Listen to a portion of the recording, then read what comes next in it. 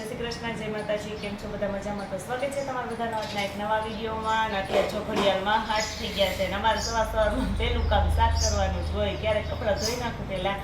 તો અત્યારે જો શાક બનાવવું છે તો આજે તો આખી ડુંગળીનું શાક બનાવવું છે. તો નાની નાની સરસ મજાની મારી ઘરની જ ડુંગળી છે. તો પછી હવે ઓલી થઈ ગઈ હતી ને મારી મમ્મીએ બધી ઉપાડી નાખી. તેમાં નાની નાની ભેગી ઉપાડી નાખી કે ક્યારો ખાલી થઈ જાય એમ. પછી એમાં બીજું કંઈક શાકભાજી વાવવું હોય તો વાવવા થાય. એટલે જો બધી ડુંગળી લઈ આવ્યા હતા ને તેમાંથી નાની નાની મેં વીણી લીધી. એનો સરસ મજાની નાની છે ને તાજી તાજી. તો હવે આખી ડુંગળીનું શાક બનાવી નાખીએ અને ગુંદાનો સંભારો બનાવવો છે. જો ગુંદા લઈ લીધા, હમણાં તો રોજે ગુંદાનો સંભારો હોય. તો હવે જો ફટાફટ બધી ડુંગળી છે એને આપણે છાલ ઉતારી, પતરા ઉતારી અને પછી એમાં ચેકા મારી અને પછી એને મસાલો બધું તૈયાર કરીને આખી ડુંગળીનું શાક બનાવી નાખીએ. તો જો બધી જ ડુંગળી છે ને એ લઈ લીધી છે અને બધામાં સરસ મજાના જો ચેકા કરી રાખ્યા છે. અને હવે આ ડુંગળી છે ને એને આપણે જો મસાલો તો એટલો બધો ભરીએ ને તો કંઈ સરસ ભરાય નહીં. એટલે આપણે એને પહેલાં તળી નાખશું. જો અહીં તેલ ગરમ મૂક્યું છે તો તેલ આવી જ ગયું છે. તો આપણે બધી ડુંગળી છે ને એ તેલમાં નાખી દઈએ અને એને તળી લઈએ. ધીમો ગેસ કરી અને ડુંગળી છે ને સરસ મજાની તળાઈ જઈને પછી આપણે ઉપરથી એનો મસાલો બધો છે એ એડ કરી દઈશું. તો બધી ડુંગળી જો ફટાફટ હમણાં તળવા નાખી દઈએ. તો બધી ડુંગળી છે ને સરસ મજાની તરાઈ ગઈ છે. અને અહીંયા જો ડુંગળીમાં નાખવા માટેનો મસાલો, ચવાણું અને ગાંઠિયાનો ભૂકો કરી અને લઈ લીધો છે. અને તેલ ગરમ મૂકી દીધું છે પાછું. એટલે તેલ આવી જાય એટલે આપણે ફટાફટ છે ને એ વઘાર કરી નાખીએ. જો અમારા અત્યારમાં મહેમાન આવી ગયા અને ચા બનાવી નાખ્યો છે. જય શ્રી કૃષ્ણ. હા, મારા મમ્મીના કાકી છે આ, બે કાકી દીકરીને સપ્તાહમાં જવું છે. તો બે જો સપ્તાહમાં જવું છે. મેં ચા બનાવી નાખ્યો. હમણાં ચા પીને પછી બે જાય સપ્તાહમાં. સાંભળી આવો સપ્તાહ. હમણાં તો ચૈતર મહિનામાં બધે સપ્તાહ જ હોય. તમારા બાજુના ગામમાં જ છે એટલે બે જાય છે. અને મેં મારી ચા રકબી જો અહીં ચાની રકબી ભરી લીધી છે અને હું એ પી લઉં ચા એના ભેગો. તો જો અત્યારે ઘડિયાળમાં 12 થઈ ગયા છે અને જે અત્યારે કોઈ ઘરે જો આવ્યું નથી અને હું એક જમવા બેસી ગઈ છું. કારણ કે અમારે કોઈનો ફિક્સ કોઈ ટાઈમ ન હોય એટલે જે આવે ને જેમ આવે એમ બધા જમવા બેસી જાય. તો મારી મમ્મી જો સપ્તાહમાં ગયા છે, પ્રિન્સના પપ્પાની હજી કોઈ દાદાને કોઈ આવ્યું નથી. એટલે જો હું એક જમવા બેસી ગઈ છું. એટલે જો મેં જમવાની મારી ડીશ લઈ લીધી છે અને ફટાફટ જમી લઉં.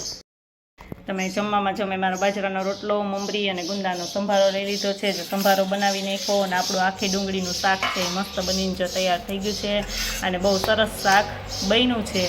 ચાલો ફટાફટ હવે શાક પણ આપણે લઈ લઈએ અને જમી લઈએ. અને તમને કોઈને આખી ડુંગળીનું શાક ભાવતું હોય તો આવી જાજો જમવા. જો મસ્ત એકદમ સરસ મસ્ત શાક બન્યું છે. ચાલો ફટાફટ હવે જમી લઈએ.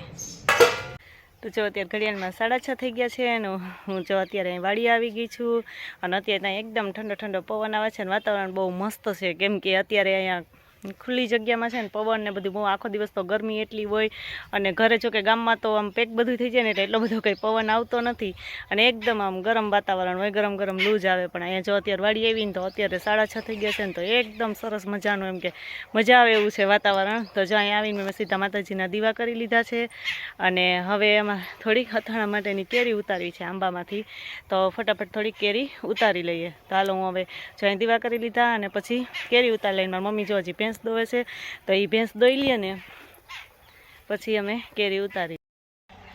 અને મારી મમ્મી જો અહીં ભેંસ દોવાનું કામ ચાલુ છે તો ભેંસ દોવે છે. તો એ ભેંસ દોઈ લઈએ ને પછી હાલો ફટાફટ અમે હવે કેરી ઉતારી લઈએ. કેમ કે કેરી ઉતારવી છે એટલે. અને જો અહીંથી જોઈએ છે ને તો કેવું મસ્ત દ્રશ્ય લાગે છે. ને અત્યારે દિયાથમણનો ટાઈમ થઈ ગયો છે ને એટલે બહુ મસ્ત જો સૂર્ય આથમી રહ્યો છે. એટલે કેવું સરસ એકદમ નજારો આમ મસ્ત લાગે છે. ને લીલું લીલું છમ જેવું. કારણ કે આ વાડીનું ને એનું બધું આમ મજા જ કંઈક ઓર હોય. એમને મસ્ત બધું દેખાવ આવે. એકદમ હરિયાળી હરિયાળી બધું લાગે છે.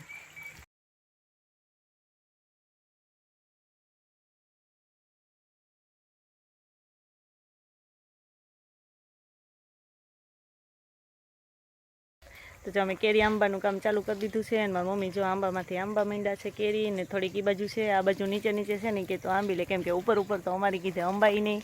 એટલે અમે નીચે નીચે છે ને એ બધી આંબી લઈએ સરસ મજાની. તો જો હાલો ફટાફટ હું અહીંયા આંબા માંડું.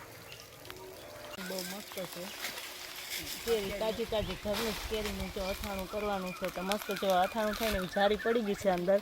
એટલે કેરીમાં જારી પડી ગઈ હોય ને એટલે એનું અથાણું છે ને એ થઈ જાય એમ. તો પછી સરસ થાય. તો મસ્ત જો મોટી મોટી છે તો બધા ફટાફટ બધી કેરી ઉતારી લઈએ નીચે નીચેથી. મારી મમ્મી ઓલી બાજુથી ઉતારે છે અને હું આ બાજુથી ઉતારું છું. જેટલી અંબાઈ ને એટલે અમારી રીતે ઉતારી લઈએ એમ. અને ઉપર તો બહુ ભર્યું છે એકદમ મસ્ત આખી કેરીનો ભર્યો છે આંબો અને પણ ઉપર તો કંઈ આપણી કીધે અંબાઈ નહીં એટલે ઉપર પછી એને રહેવા દીધી પાકશે ને ત્યારે આપણે ઉતારી પછી ખાવાની. તો જો આટલી બધી કેરી ઉતારી લીધી છે અથાણાની. અંદાજે આ કદાચ 5 કિલો હશે તો એટલી અથાણું તો અમારે દર વખતે કરવાનું જ હોય કેમ કે ઉપરથી આંબામાંથી આંબી એટલે એનો કંઈ માપ ન હોય. આપણે બજારમાંથી લીધી હોય તો આપણે માપ હોય કે આટલી છે ને આટલી છે ને એમ કે 5 કિલો છે કે 4 કિલો છે કે અહીંયા કંઈ માપ હોય નહીં. એટલે જો આટલી બધી તોડી લીધી છે ને સરસ મજાની જો કેરી છે તાજી અને પછી ઘરે જઈને જ અમે એના ટુકડા કરી નાખશું અને હળદર મીઠામાં નાખી દેશું. તો જો સરસ મજાનું આખું તગારું ભરી લીધું છે તો ફટાફટ અંધારું થવા માંડ્યું છે 7 જેવું 7:30 જેવું થવા આવ્યું છે એટલે થોડું અંધારું થવા માંડ્યું છે. તો હવે અમે જઈએ ઘરે. જો મેં બધી જ કેરી છે ને લઈ લીધી છે અને કેરીનો જાય ઢગલો કરી દીધો છે કુલ મળી અને બધી 4 કિલો કેરી છે કારણ કે એટલી અથાણું એટલું તો ઘણું એમ. હજી તો જો ગુંદાનું અથાણું કરશું પછી ગાજરના ખોખડા જે આપણે કર્યા હતા ગાજરનું ખમણ ને એ આમાં આવશે એટલે અથાણું છે એ બધું મિક્સ થઈને ઘણું બધું અથાણું થઈ જાય એમ. તો એટલી જો 4 કિલો કેરી લીધી છે તો એના ટુકડા કરી નાખી અને કેરીની જોડે કંઈ પાણીમાં જ નાખી દીધી છે એટલે પાણીમાં નાખી દઈએ ને તો એ કાળી ન પડે એમને. હજી તેને 2 પાણીએ ધોવા પડશે અને 2 પાણીએ સરસ ધોઈ અને પછી એને હળદર મીઠાવાળા કરી અને આપણે 1-2 દિવસ રહેવા દઈશું કેમ કે હળદર મીઠામાં રહીએ તો જ ખાટું પાણી સરસ એમાં થાય. એ ખાટું પાણી આપણે પછી ગુંદાના અને અથાણામાં ઉપયોગમાં લેવાનું હોય કે ગાજરનું ગુંદાનું કરીએ ને અને અથાણું છે જેમ આપણે ખાટા પાણીમાં હળદર મીઠામાં રહેવા દઈએ ને વધારે તો આપણું અથાણું છે આખું વર્ષ બગડતું નથી અને સરસ થાય છે એમ. ચાલો ફટાફટ બધી જ કેરીના ટુકડા છે એ ફટાફટ કરી નાખ. તો જે બધી જ કેરીના ટુકડા થઈ ગયા છે અને અહીંયા જો મારી મમ્મી છે ને એને હળદર મીઠાવાળી કરી અને ભેરવે છે ને ભેરવીને પછી એને ટોપમાં નાખી દે છે એટલે બધી જ કેરી વાળા ફરતી જો. અને હું અહીંયા છે ને તગારામાં પાણીથી ધોતી જાઉં છું ને બધામાં જે ઓલા ઠરિયા એના રહી ગયા હોય ને ગોટલી કાઢતી જાઉં છું ને એ બધી જો હળદર મીઠાવાળી કરી અને પછી ટોપમાં ભરતા જાય છે એમ. પછી ટોપમાં ઢાંકીને અમે રાખી દઈશું. માટીનો ગોળો કે એવું હોય ને એમાં રાખીએ તો સારું પણ અમારે કોઈ ગોળો ખાલી નહોતો એટલે અમે મારી મમ્મી ક્યાંય ટોપમાં જ રાખી દઉં સ્ટીલના ટોપમાં. ટીનનો હોય ને તો એમાં તો ડાગા પડી જાય મીઠાના કા મીઠું ફૂટી જાય. હા એટલે જો અહીંયા સ્ટીલના તપેલામાં જ અમે રાખી દઉં મોટો ટોપ છે એમાં જ. ચાલો ફટાફટ બધા બીજા ટુકડા છે એ પણ હળદર મીઠાવાળા કરી દઈએ. જો બધી જ કેરી છે ને સરસ હળદર મીઠાવાળી થઈ ગઈ છે અને હવે જો મારી મમ્મી મિક્સ કરે છે તો સરસ મજાની જો મિક્સ કરી અને પછી એને ઢાંકીને મૂકી દેશું એટલે હવે 2-3 દિવસ રાખશું ને એટલે સરસ એમાંથી પાણી થઈ જાય એટલે ખાટું પાણી કામ આવશે અને મસ્ત અથાણું પછી થઈ જાય એમને. પછી 1-2 દિવસ સુકાવા દેશું. તો હવે જો એને અત્યારે ઢાંકી અને મૂકી દઈએ છીએ. તો જો કેરીને હળદર મીઠાવાળી કરી અને મૂકી દીધી છે અને હવે જો મારે થોડુંક મશીને કામ હતું તો થોડીક વાર હજી તો ઘડિયાળમાં કેવા 9:15 થયા છે એટલે હજી થોડીક વાર અત્યારમાં કંઈ નીંદર આવે નહીં તો થોડીક વાર મશીને બેહું ને તો થોડું ઘણું કંઈ કામ થાય એમ. તો હાલો હું મારું થોડું ઘણું કામ બધું કરી લઉં અને આ સાથે આજનો વિડીયો પણ અહીં એન્ડ કરીએ છીએ. જો અમારો વિડીયો તમને ગમ્યો હોય તો લાઈક કરજો, શેર કરજો અને જો ચેનલમાં નવા હોય તો સબસ્ક્રાઈબ કરવાનું ભૂલતા નહીં. આવજો.